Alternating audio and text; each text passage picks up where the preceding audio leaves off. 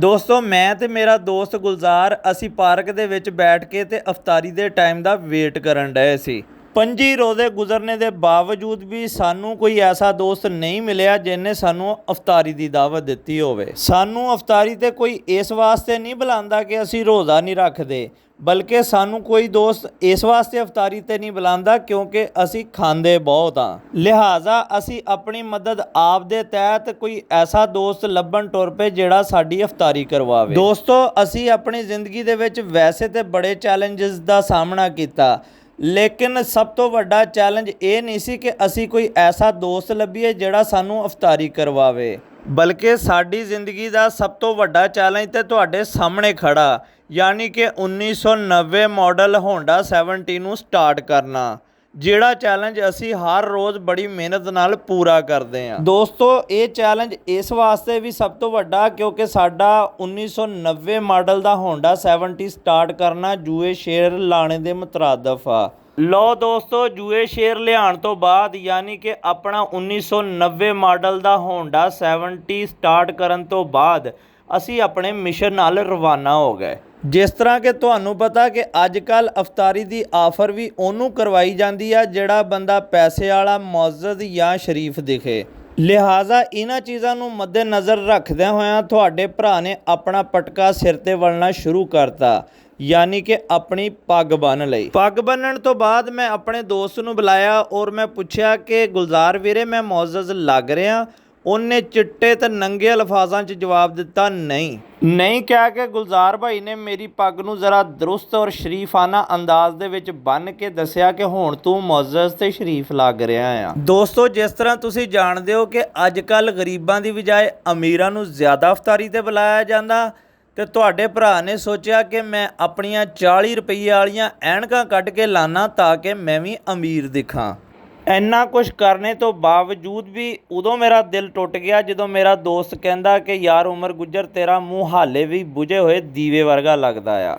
ਜਿਹੋ ਜਿਹਾ ਗੁਲਜ਼ਾਰ ਭਾਈ ਦਾ ਮੂੰਹ ਆ ਉਹੋ ਜਿਹੀਆਂ ਫਿੱਕੀਆਂ ਜੁਗਤਾਂ ਸੁਣਨੇ ਤੋਂ ਬਾਅਦ ਤੁਹਾਡਾ ਭਰਾ ਤੇ ਗੁਲਜ਼ਾਰ ਭਾਈ ਆਪਣੇ ਮਿਸ਼ਨ ਨਾਲ ਰਵਾਨਾ ਹੋ ਗਏ। ਅਫਤਾਰੀ ਕਰਵਾਉਣ ਵਾਲਾ ਦੋਸਤ ਲੱਭਦਿਆਂ ਹੋਇਆਂ ਸਾਡੀ ਨਜ਼ਰ ਇੱਕਦਮ ਸੱਜੀ ਸਾਈਡ ਤੇ ਇੱਕ ਪੈਟਰੋਲ ਪੰਪ ਵੱਲ ਪਈ, ਜਿਸ ਪੈਟਰੋਲ ਪੰਪ ਤੋਂ ਅਸੀਂ 1000 ਦਾ ਤੇਲ ਪਵਾਇਆ ਸੀ।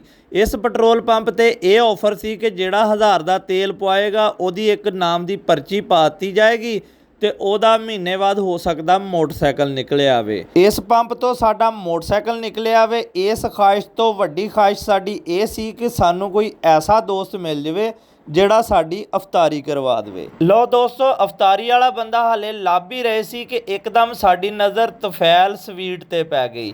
ਤਫੈਲ ਸਵੀਟ ਦਾ ਓਨਰ ਵੀ ਸਾਡਾ ਦੋਸਤ ਆ ਜਿਹਦਾ ਨਾਮ ਅਕਰਾਮ ਸ਼ੇਖ ਆ, ਪਰ ਸਾਡੀ ਬਦਕਿਸਮਤੀ ਇਹ ਸੀ ਕਿ ਅੱਜ ਅਕਰਾਮ ਭਾਈ ਵੀ ਆਪਣੀ ਬੈਕਰੀ ਤੇ ਮੌਜੂਦ ਨਹੀਂ ਸੀ ਹੈਗੇ। ਦੋਸਤੋ ਤੁਸੀਂ ਇੱਕ ਗੱਲ ਸੁਣੀ ਹੋਏਗੀ ਕਿ ਅਗਰ ਤੁਸੀਂ ਕਿਤੇ ਜਾ ਰਹੇ ਹੋ ਰਸਤੇ ਦੇ ਵਿੱਚ ਕਾਲੀ ਬਿੱਲੀ ਆ ਜਾਵੇ ਤਾਂ ਤੁਹਾਡਾ ਮਿਸ਼ਨ ਕੰਪਲੀਟ ਨਹੀਂ ਹੁੰਦਾ, ਕੰਮ 'ਚ ਕਾਮਯਾਬੀ ਨਹੀਂ ਹੁੰਦੀ। ਲਿਹਾਜ਼ਾ ਕਾਲੀ ਬਿੱਲੀ ਤੇ ਸਾਡੇ ਰਸਤੇ 'ਚ ਨਹੀਂ ਆਈ, ਸਾਡੇ ਰਾਸਤੇ ਦੇ ਵਿੱਚ ਡਾਕਟਰ ਸਾਹਿਬ ਆ ਗਏ। ਇਹੋ ਜਿਹੇ ਡਾਕਟਰ ਦੇ ਕੋਲ ਮਰੀਜ਼ ਤੇ ਆਂਦਾ ਕੋਈ ਨਹੀਂ, ਆਪ ਹੀ ਆਵਾਜ਼ ਮਾਰ ਕੇ ਪੁੱਛਣ ਡਏ ਹੁੰਦੇ ਆ ਕੀ ਗੱਲ ਗੁਜਰਾ ਅੱਜ ਬਿਮਾਰ ਨਹੀਂ ਹੋਇਆ। ਇਸ ਡਾਕਟਰ ਦੀ ਸਭ ਤੋਂ ਵੱਡੀ ਕੁਆਲਿਟੀ ਇਹ ਆ ਕਿ ਇਹਨਾਂ ਨੇ ਦਵਾਈ ਦੇ ਨਾਲ ਨਾਲ ਬੱਕਰੀਆਂ ਵੀ ਰੱਖੀਆਂ ਹੋਈਆਂ ਆ। ਬਾਜ਼ ਦਫਾ ਬੱਕਰੀ ਦੀਆਂ ਮੇਂਗਣਾ ਪੁੜੀ 'ਚ ਪਾ ਕੇ ਮਰੀਜ਼ ਨੂੰ ਹੈਜ਼ੇ ਦੀ ਗੋਲੀਆਂ ਸਮਝ ਕੇ ਦੇ ਦਿੰਦੇ ਆ। ਉਹ ਤੇ ਬਾਅਦ 'ਚ ਪਤਾ ਲੱਗਦਾ ਜਦੋਂ ਦਵਾਈ ਮੂੰਹੋਂ ਬੋਲ ਪੈਂਦੀ ਆ ਪਈ ਬੈ। ਇਹੋ ਜਿਹੇ ਡਾਕਟਰ ਦੇ ਕੋਲ ਮਰੀਜ਼ ਤੇ ਪਹਿਲੀ ਗੱਲ ਆਂਦਾ ਕੋਈ ਨਹੀਂ, ਜੇ ਆ ਜਾਵੇ ਤੇ ਉਹ ਬਿਮਾਰੀ ਅਜੀਬ ਕਿਸਮ ਦੀ ਦੱਸਣ ਡਿਆ ਹੁੰਦਾ ਆ।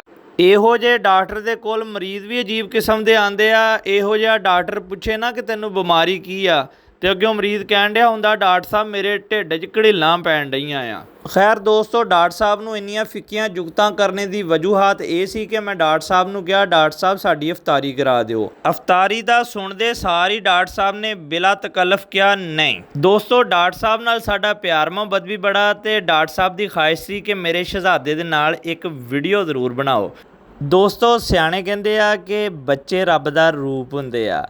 ਅੱਲਾਹ ਤਾਲਾ ਉਹਨਾਂ ਤਮਾਮ ਦੋਸਤਾਂ ਨੂੰ ਇਸ ਨਿਮਤ ਤੋਂ ਨਵਾਜ਼ੇ ਜਿਨ੍ਹਾਂ ਦੇ ਕੋਲ ਇਹ ਨਿਮਤ ਨਹੀਂ ਹੈਗੀ। ਸਾਰੇ ਦੋਸਤ ਆਮੀਨ ਜ਼ਰੂਰ ਲਿਖਿਓ। ਖੈਰ ਦੋਸਤੋ, ਇਸ ਖੂਬਸੂਰਤ ਜਿਹੇ ਬੱਚੇ ਦੇ ਨਾਲ ਵੀਡੀਓ ਬਣਾਉਣ ਤੋਂ ਬਾਅਦ ਅਸੀਂ ਡਾਕਟਰ ਸਾਹਿਬ ਤੋਂ ਇਜਾਜ਼ਤ ਮੰਗੀ। ਜਿੱਦਾਂ ਹੀ ਅਸੀਂ ਡਾਕਟਰ ਸਾਹਿਬ ਤੋਂ ਇਜਾਜ਼ਤ ਮੰਗੀ, ਡਾਕਟਰ ਸਾਹਿਬ ਨੇ ਦੁਆਵਾਂ ਦੀ ਬਜਾਏ ਗਾਲਾਂ ਨਾਲ ਸਾਨੂੰ ਖੈਰਾਬਾਦ ਕਿਹਾ। ਦੋਸਤੋ, ਮੈਂ ਬਾਰ-ਬਾਰ ਇਸ ਵਾਸਤੇ ਰੁਕ ਰਿਹਾ ਸੀ ਕਿ ਸ਼ਾਇਦ ਡਾਕਟਰ ਸਾਹਿਬ ਦਾ ਮੂਡ ਬਣ ਜਾਵੇ ਤੇ ਮੇਰੀ ਅਫਤਾਰੀ ਕਰਾਉਣ, ਪਰ ਡਾਕਟਰ ਸਾਹਿਬ ਨੇ ਮੇਰੇ ਮੋਢੇ ਤੇ ਹੱਥ ਮਾਰ ਕੇ ਥਾਪੀ ਦਿੰਦਿਆਂ ਹੋਇਆਂ ਇਹ ਕਿਹਾ ਕਿ ਮੇਰਾ ਭਰਾ ਇੱਥੋਂ ਨਿਕਲ ਜਾ, ਨਹੀਂ ਤੇ ਤੇਰੇ ਮਗਰ ਮੈਂ ਕੁੱਤੇ ਛੱਡ ਦਿਆਂਗਾ। ਡਾਕਟਰ ਸਾਹਿਬ ਦੀ ਇਹ ਗੱਲ ਸੁਣ ਕੇ ਸਾਨੂੰ ਅੰਦਾਜ਼ਾ ਹੋ ਗਿਆ ਕਿ ਡਾਕਟਰ ਸਾਹਿਬ ਇਸ ਟਾਈਮ ਵੱਢਣ ਦੇ ਮੂਡ 'ਚ। ਅਸੀਂ ਉੱਥੋਂ ਜਲਦੀ ਨਿਕਲ ਕੇ ਤੇ ਇੱਕ ਹੋਰ ਦੋਸਤ ਦੇ ਘਰ ਦੇ ਅੱਗੇ ਪਹੁੰਚ ਗਏ। ਅਸੀਂ ਆਪਣੇ ਦੋਸਤ ਸਾਹਿਬ ਦੇ ਘਰ ਦੇ ਅੱਗੇ ਪਹੁੰਚੇ ਤੇ ਸਾਹਿਬ ਦਾ ਪੂਰਾ ਮਹੱਲਾ ਬਾਹਰ ਆ ਗਿਆ।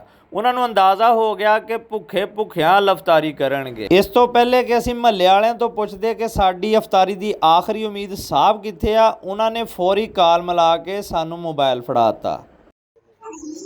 ਵਾਲੇਕੁਮ ਸਲਾਮ। ਕਿੱਥੇ ਆ ਸਾਹਿਬ?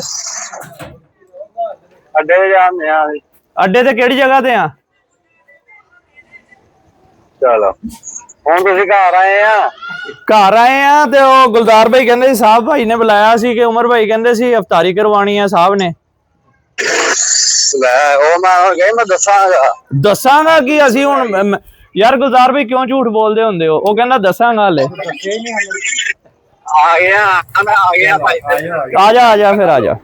ਇਹ ਸੁਣ ਕੇ ਕਿ ਮੈਂ ਆ ਰਿਹਾ, ਮੇਰੀ ਤੇ ਗੁਲਜ਼ਾਰ ਭਾਈ ਦੀ ਜਾਨ 'ਚ ਜਾਨ ਆਈ ਔਰ ਸਾਡੀ ਅਫਤਾਰੀ ਦੀ ਉਮੀਦ ਜਾਗ ਪਈ। ਪਹਿਲੇ ਤੇ ਸਾਹਿਬ ਭਾਈ ਨੇ ਬੜਾ ਸਾਨੂੰ ਪ੍ਰੋਟੋਕੋਲ ਦਿੱਤਾ, ਮੇਰੇ ਨਾਲ ਵੀ ਜੱਫੀ ਪਾ ਕੇ ਮਿਲੇ ਤੇ ਗੁਲਜ਼ਾਰ ਭਾਈ ਦੇ ਨਾਲ ਵੀ ਜੱਫੀ ਪਾ ਕੇ ਮਿਲੇ।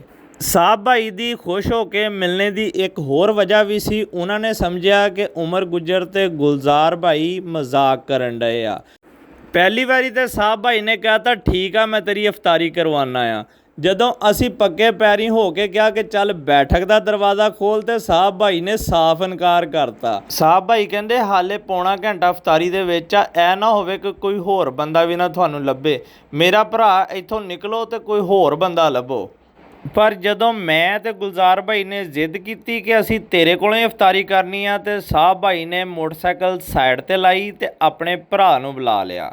ਸਾਹਿਬ ਭਾਈ ਤੇ ਤਾਂ ਸਾਨੂੰ ਉਮੀਦ ਕੋਈ ਨਹੀਂ ਸੀ, ਪਰ ਉਹਦੇ ਭਰਾ ਨੂੰ ਦੇਖ ਕੇ ਸਾਨੂੰ ਉਮੀਦ ਜਾਗੀ ਕਿ ਇਹ ਬੰਦਾ ਜ਼ਰੂਰ ਸਾਡੀ ਅਫਤਾਰੀ ਕਰਵਾਏਗਾ। ਪਰ ਸਾਹਿਬ ਭਾਈ ਨੇ ਵੀ ਆਪਣੇ ਖਾਨਦਾਨ ਦੀ ਰਸਮੋ ਰਿਵਾਜ ਨੂੰ ਕਾਇਮ ਰੱਖਦਿਆਂ ਹੋਇਆਂ ਅਫਤਾਰੀ ਤੋਂ ਸਾਫ਼ ਇਨਕਾਰ ਕਰਤਾ। ਸਾਨੂੰ ਲੱਗਾ ਕਿ ਇਹ ਅਫਤਾਰੀ ਦਾ ਸਮਾਨ ਲੈਣ ਜਾਏਗਾ, ਪਰ ਨਾਲ ਖਲੋਤਾ ਮੁੰਡਾ ਕਹਿੰਦਾ ਇਹ ਅਫਤਾਰੀ ਦਾ ਸਮਾਨ ਨਹੀਂ ਲੈਣ ਚੱਲਾ, ਮਹੱਲੇ ਦੇ ਵਿੱਚ ਪੋਲੀਓ ਵਾਲੀ ਟੀਮ ਆਈ ਆ, ਇਹ ਮੁੰਡਾ ਪੋਲੀਓ ਦੇ ਕਤਰੇ ਪੀਣ ਚੱਲਾ ਆ। ਸਾਹਿਬ ਨੂੰ ਤੰਗ ਕਰਨੇ ਵਾਸਤੇ ਮੈਂ ਸਾਰੇ ਮਹੱਲੇ ਦੇ ਮੁੰਡਿਆਂ ਨੂੰ ਬੁਲਾਉਣ ਲੱਗ ਗਿਆ ਕਿ ਆ ਜਾਓ ਸਾਹਿਬ ਵੱਲ ਅਫਤਾਰੀ ਆ। ਸਾਡੀ ਆਵਾਜ਼ ਸੁਣ ਕੇ ਸਲੀਮ ਭਾਈ ਤੇ 3-4 ਹੋਰ ਦੋਸਤ ਆ ਗਏ। ਉਹਨਾਂ ਦੋਸਤਾਂ ਨੇ ਇਹ ਕਹਿ ਕੇ ਸਾਡੀਆਂ ਉਮੀਦਾਂ ਤੇ ਪਾਣੀ ਫੇਰਤਾ ਕਿ ਸਾਹਿਬ ਤੇ ਖੁਦ ਕਰਾਚੀ ਵਾਲਿਆਂ ਦੇ ਉਹ ਸੈਰੀ ਤੇ ਅਫਤਾਰੀ ਕਰਦਾ ਆ।